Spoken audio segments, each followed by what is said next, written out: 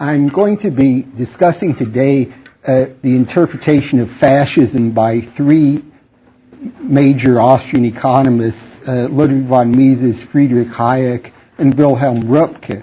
And I'm going to limit the topic in this way, that by fascism, I'm not going to cover all the governments that have been called fascist, or were fascist, such as the Italian fascism, Romanian fascism. I'm going to consider only the German National Socialism, which was what each of these economists devoted a book, or at least a large part of a book, to analyzing. And I'll be dealing with their interpretation of the Nazi system and their very distinctive analysis is that all three economists had basically the same interpretation of National Socialism. There are minor differences of emphasis, but they all had the same model. Now, I think we can best understand what this model is by looking at what the way of understanding National Socialism that was very characteristic of the 1940s, which was when all three of these authors wrote their respective books on National Socialism. Now, surprisingly, if we think of the name of the Nazi Party, which is the National Socialist German Workers' Party, surprisingly, the interpretation that was dominant during the 1940s of the Nazi system was that the Nazi system was a stage of capitalism, a final stage of capitalism, which is perhaps prima facie implausible since it's a National Socialist Party. One wouldn't think this is a capitalist system. But what people who supported this view thought was that at the Depression it showed that capitalism under democratic government couldn't survive, that capitalism was in danger of collapsing. So the wealthy capitalists really had to support an armed takeover of the government in order to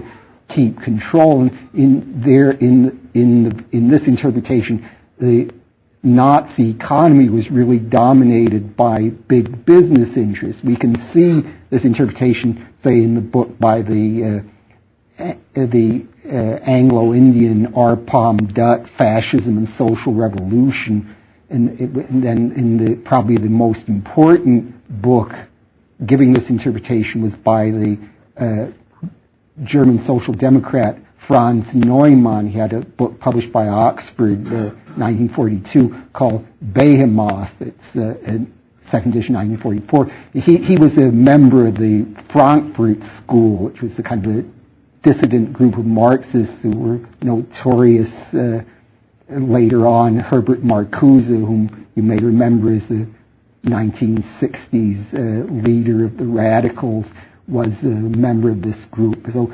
Neumann, who taught at Columbia University, was probably the most scholarly advocate of this view that Mises, Hayek, and Röpke opposed. And what he said in his book, in his phrase, the Nazi system was totalitarian monopoly capitalism.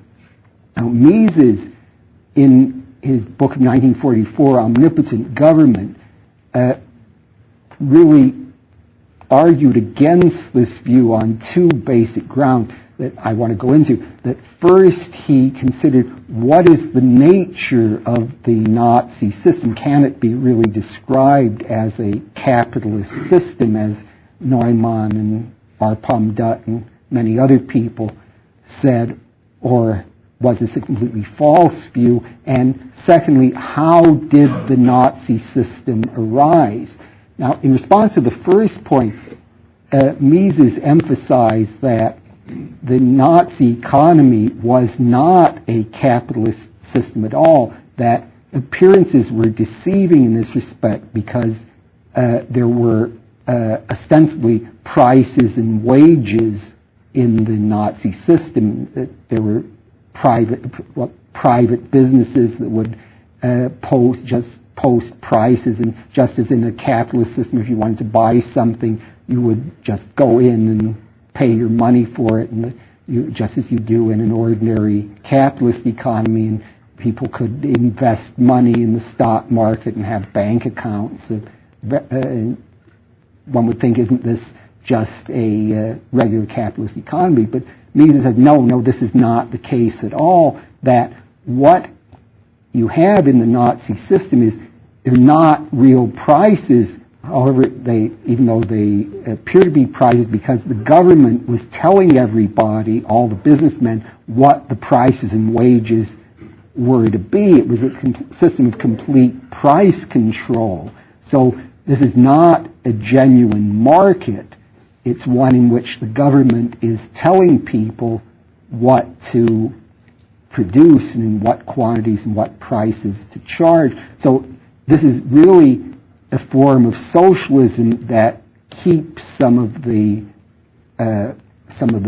forms of capitalism. It isn't a capitalist system at all. It's exactly the same, really, as a system in which the government own the means of production.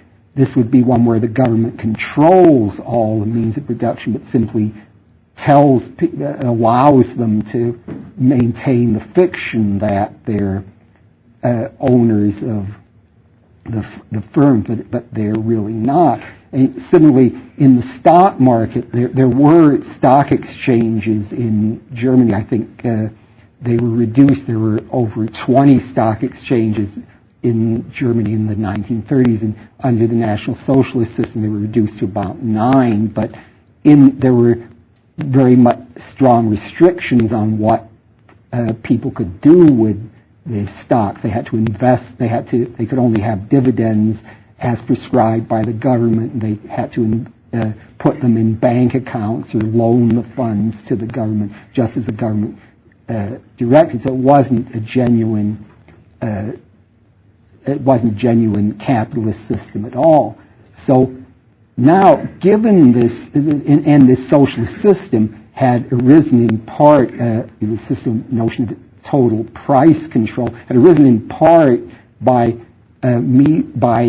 Hitler's copying the plan of Erich Ludendorff during World War I. It was called the Hindenburg Plan, which had price control over much of the German economy. It was actually instigated by the Erich Ludendorff, who was the quartermaster general of the German army during World War I. He was the real brains behind Hindenburg. So he had a system of total price and wage control over the bulk of the German economy that was dominant during World War I. He had, of course, Hitler had been strongly allied with Ludendorff during the early 1920s before Hitler went to prison, although Ludendorff wasn't a supporter of Hitler during the 30s, during the 1930s. Ludendorff's wife, in fact, thought that Hitler was really a dangerous left-winger.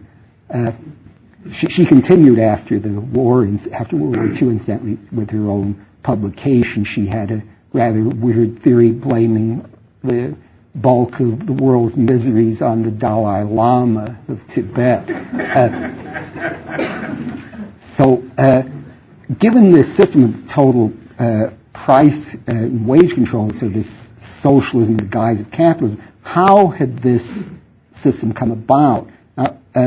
Mises, in accounting for this system in omnipotent government,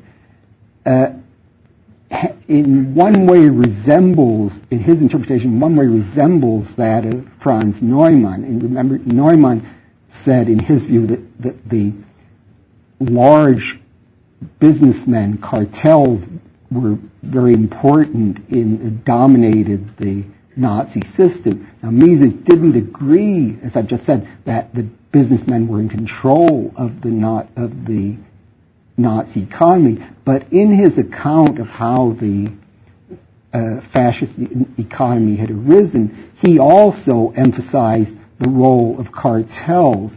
However, it was in a completely different way from Neumann's. It wasn't in Neumann's view. There's an inevitable tendency for capitalist business to amalgamate into larger and larger units, into monopolies. And Mises, of course, said this isn't right. Hayek also said that there's no general tendency of monopoly on the free market. How large firms will be in given, it just depends on the particular circumstances of an industry or product. There's no reason in general to think that it's always going to be the case that one or a few large firms will dominate an industry. But there'd been, in the German economy, there'd been a tendency toward cartelization monopoly because of the attempt principally in the 19th century to the government interference with the free market. Mises stressed in Omnipotent Government especially the importance of labor unions in pressuring for wages above the market rate, which would be determined by the marginal productivity of the workers. How would firms be able to pay wage rates above marginal productivity? Well, one way they could do that is if the government put in very extensive protective tariffs, then businesses could charge higher prices than they would have charged had they been paying market wages, and they wouldn't be losing money because of the tariffs. They could sell their products at lower prices overseas, and so the tariffs would sort of act as kind of a wall protecting these firms from competition, and foreign firms would not be able to undersell them if they charge higher prices at home. They would then be able to charge lower prices overseas.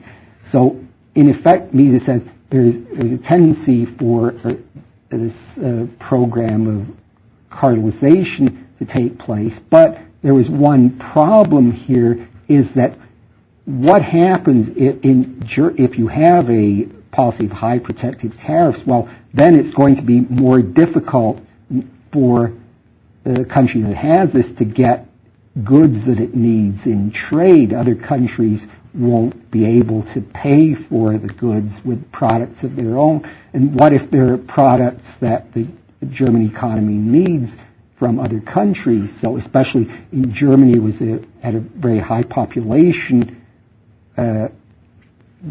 density, so they needed to import raw materials, but they didn't have the high protective tariffs made it very difficult for them to do so. So what was the solution to this?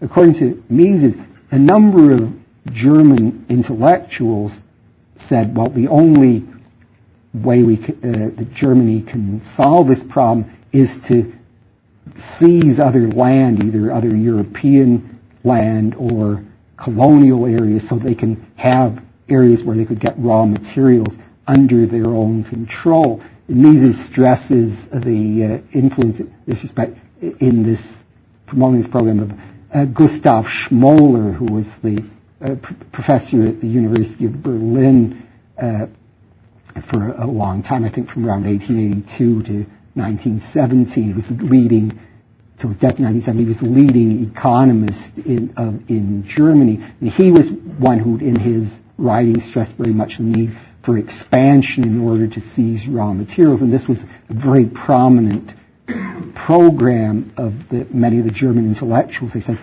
of the World War I period, they said we have to expand, we have to get territory in order to continue with this policy of tariffs. Now, this became a very prominent theme after the war, when, of course, the German economy was really doing very badly in the 1920s, when they had the inflation, 1920 complete collapse. So there was, again, very much a stress on the need for expansion. Was it called Lebensraum, living space? We can think in this, mention the very famous novel of the time, came out in 1926 by the Hans Grimm, called Folke ohne Raum, People Without Space.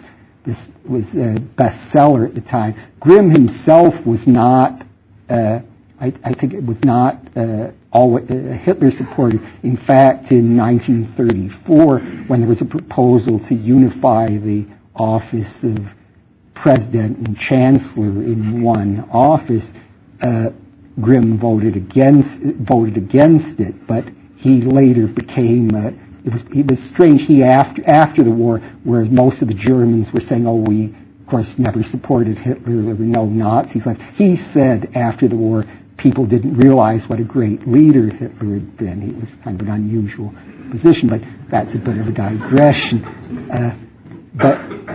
So, as I say, this Lebensraum was an extremely influential idea. So Mises said, well, this is where the Nazis came in, that they were the ones who had the ruthlessness to put into practice the ideas that were prominent among the socialist intellectuals, that various people had proposed this idea, and it was prominent among all the major political parties. That Mises said there were practically no classical liberals left in Germany at the time, but the Nazis were the ones who said, we can really do this. We have a very risky program that may involve dangers of war, but we're the ones who can solve this economic problem. We can get raw materials, and so this became an extremely popular idea, and it enabled them to gain widespread popularity. They never got a majority of votes in any of the elections, even in the one in March 33, after Hitler had already taken over and the Reichstag building had burned. I think the Nazi Party got 43% of the vote, but they were the largest. Even before Hitler came to power, they were the largest party in the parliament. They become very popular because, according to Mises, they were the ones who said we can achieve this Lebensraum that is necessary for Germany to become prosperous. Now, I'm going to turn now to another book that also came out in 1944, which is Friedrich Hayek's very famous book, The Road to Serfdom. And what he says is, I think, supplements to a great extent the Mises model in omnipotent government.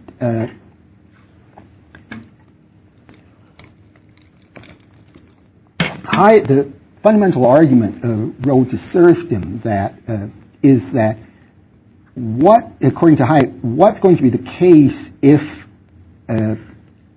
government tries to institute a socialist program? What if it tries to have everything produced according to some plan, whether by government ownership in the means of production or this other type of socialism where the government is controlling everything? Well, according to Hayek, this requires that there be a complete hierarchy of values. We have to be able to decide exactly what is the most important things to produce, what is the rank ordering of everything that should be produced.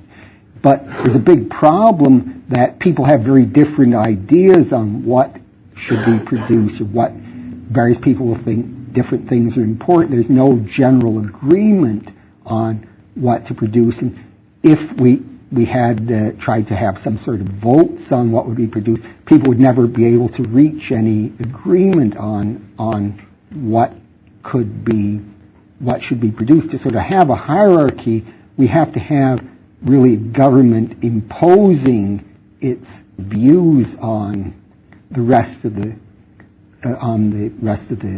country. And to do this, Hayek suggests that to get at least people to agree on what would this program, it's very much the case that there's a tendency for the government to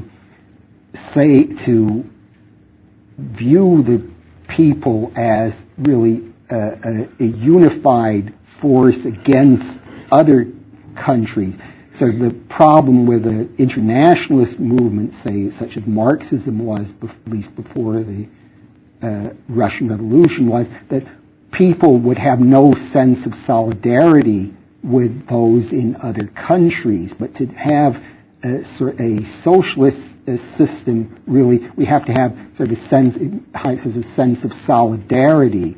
And so to do this, there'll be a tendency to, the government will tend to pick certain people as enemies, say, just as the Nazis did with the Jews during the 1930s. They'll say, well, we have to be all unified against this out-group, and they'll tend to pitch their appeals in a very crude way so that they'll be able to drum up popular support for their ideas.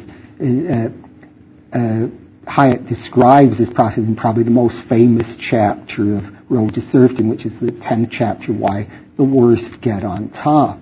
Now, so what Hayek is saying, Mises had said that there's a tendency, because of this protective tariff policy and cartelization, that there was a need in Germany, at least part of the intellectual class thought there was a need for expansion, and the Nazis were the ones who said they would be able to do this. So Hayek supplements this by saying, well, any attempt to put into practice a collectivist policy will lead to was likely to lead to a very kind of violent policy of opposition between the nation and other nations, and there'd be crude propagandistic appeals. Now, another aspect in which Hayek very usefully supplements Mises is that he points out, he has in the 12th chapter, is the the socialist roots of Nazism. He points out various prominent intellectuals whose views were some of whom were socialists, whose views very much tended to amalgamate with the Nazis. Now, one he mentions is Werner Sombart, who was was one of the leading Marxists in Germany. Friedrich Engels said this Sombart was the only German professor who understood Das Kapital.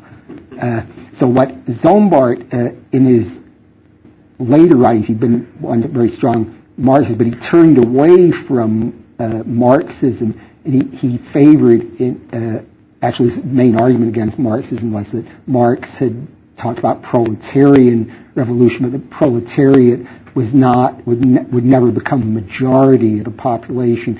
He estimated it would be about 1/3 of the population, so you could never have a revolution if you relied on the proletariat. But Sombart said, in the book came out in, I think, around 1915, called Merchants and Heroes, he contrasted the English culture based on trade and exchange, which he thought was menial and unheroic, with the warrior culture of Germany. So here we have a socialist who, just as Hayek has suggested in the theoretical part of the book, is now saying we have to have militaristic values. So the way to put socialist ideas into practice is to have this militarized form of activity, and that by so just as Hayek has suggested, a militarist policy really is the outcome that it's likely to have if we favor socialism. And by the 1930s, when Hitler came to power, Sombart was writing in his book New Social Philosophy, which came out in 1934. He says that the Führer, the leader of Germany, receives his order direct from God, who's the supreme Führer of the universe. So he had become, say, at one time, the leading German academic Marxist, had become a supporter of the Nazis. And if Mises and Hayek are right, this is no coincidence. It's what we would be likely to expect. Now, another figure Hayek discusses is the famous philosopher of history, Oswald Spengler, who Hayek cites in this connection Spengler's essay Prussianism and Socialism, where Spengler said that he admired the way the Socialist Party in 1914 had supported the German war aims. He said that the socialists had built up a very militant party who could act in a decisive way, and he compared this to the traditions of the Prussian army. So again, we have this policy, this rather unusual spectacle of sort of in this case, very right-wing German conservative who was finding something to admire in the socialists. So we have this kind of convergence where a very strong nationalist view with a socialist system, just as Mises and Hayek had suggested. In his later work, The Hour of Decision, was actually, the German title is translated, The Year of Decision, that Spengler claims he was misunderstood, but what he says there is, well, economics really isn't that important. That's just emphasizing money. He doesn't care about money. What he cares is the militarist virtues that the socialists displayed in 1914. So, in effect, he's really confirming what Hayek said about him, although Hayek didn't discuss that book. Now, we find in the work of the third economist I have to discuss, Wilhelm Röpke, a similar emphasis. And I want to mention in this connection a series. There was some very important articles that Röpke wrote in September 1931 that appeared in the Frankfurter Zeitung.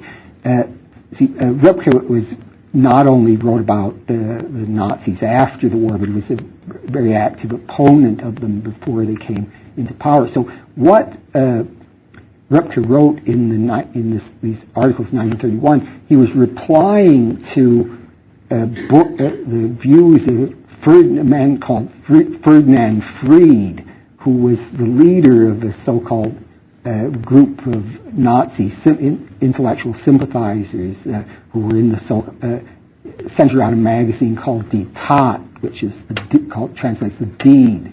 They were published. They were a very influential magazine among the German intelligentsia.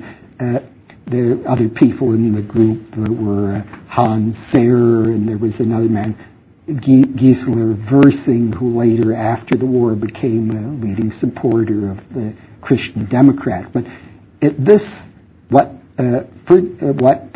Röpke points out in this series of articles is that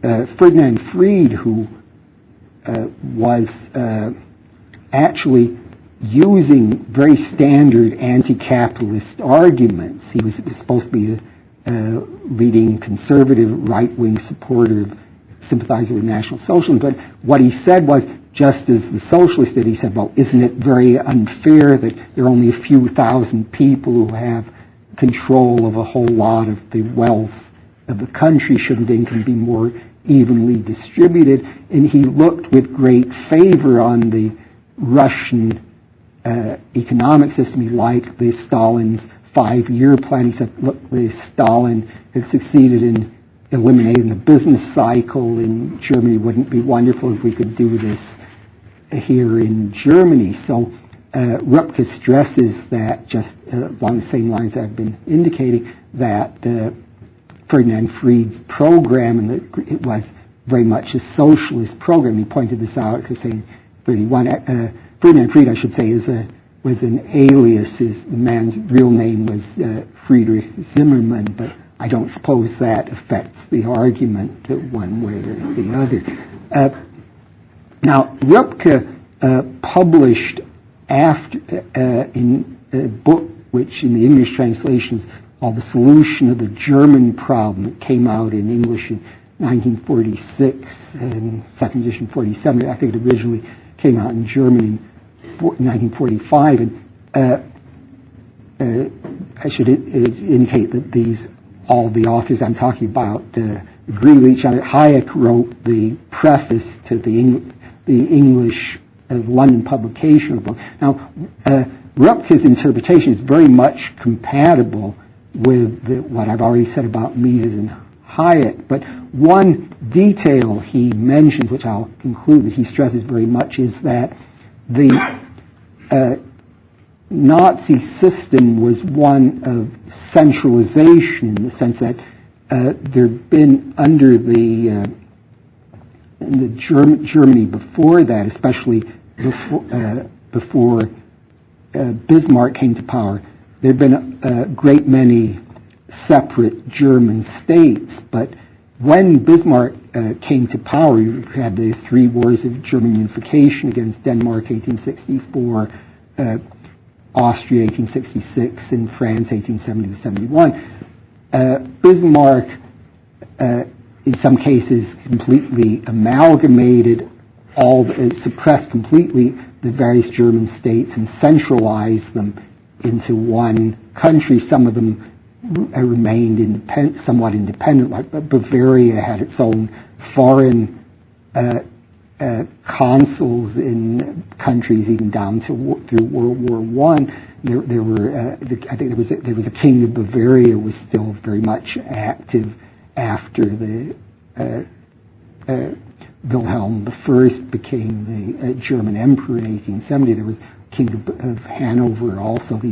There were certainly German states remained independent, but Röpke says there was very much a move towards centralization, which was continued by the Nazis. And this, again, taking up a theme from Mises, is we can't have a federal system where you have a government centralized economy, because this would ruin the government wouldn't be able to plan things if we had the constituent states were independent. So Röpke emphasizes very much the deleterious effects of centralization. He says that Germany before 1866, which was the war with Austria, was completely different from Germany after 1866. So he sees this as a key difference his key factor in accounting for the rise of the Nazis, and the centralization was essential. So I think that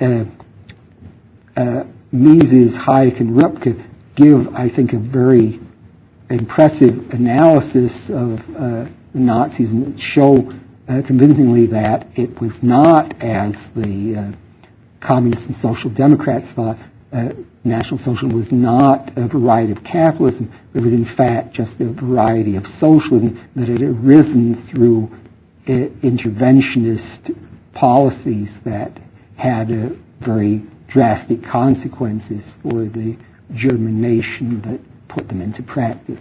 Thank you.